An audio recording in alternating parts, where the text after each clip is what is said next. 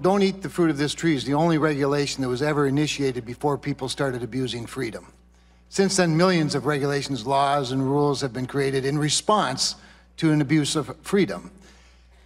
Oftentimes, that response is more extreme than the abuse, and that's what I fear could happen based on some of the things I've heard today in response to this. So this national discussion is very important.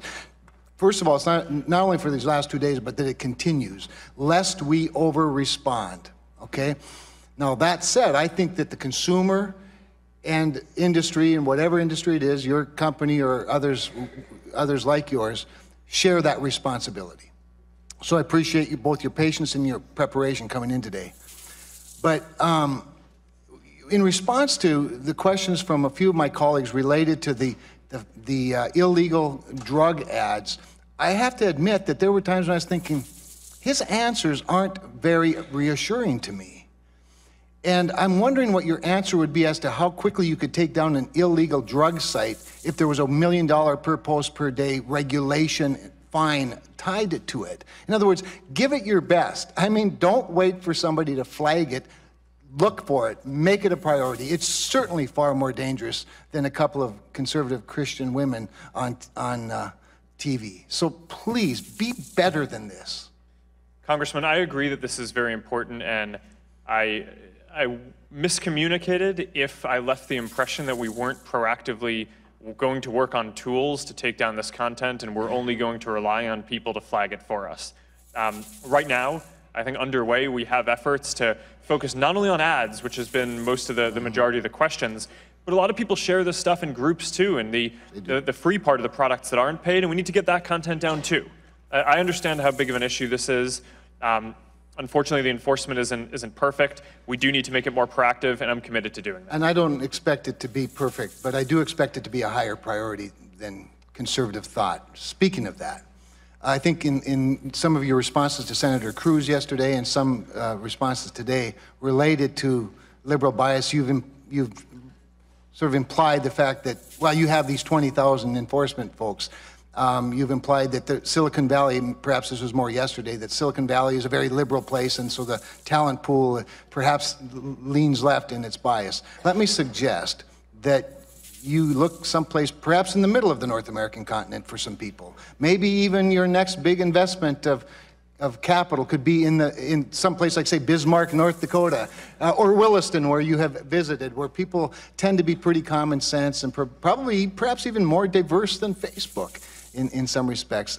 If the talent pool is a problem, then let's look for a different talent pool, and maybe we can even have a nice big center someplace. I want to then close with this, because you testified yesterday, and the opening statement by the ranking member of the committee bothered me, in that suddenly there's this great concern that the providers, particularly Facebook, other large edge providers and content providers, should be hyper-regulated. When all along, we as Republicans have been talking about net neutrality. We talked about earlier this year or last year when we rolled back the internet service provider privacy stuff that seemed tilted heavily in your favor and against them. Don't you think that ubiquitous platforms like Google and Facebook and many others should have the same responsibility to privacy as an internet service provider? Congressman, let me answer that in a second. And before I get to that, on your last point, the content reviewers who we have are not primarily located in Silicon Valley. So I think that was an important point, and I do worry about the general bias of people in Silicon Valley, but the majority of the folks doing content review are around the world in different places.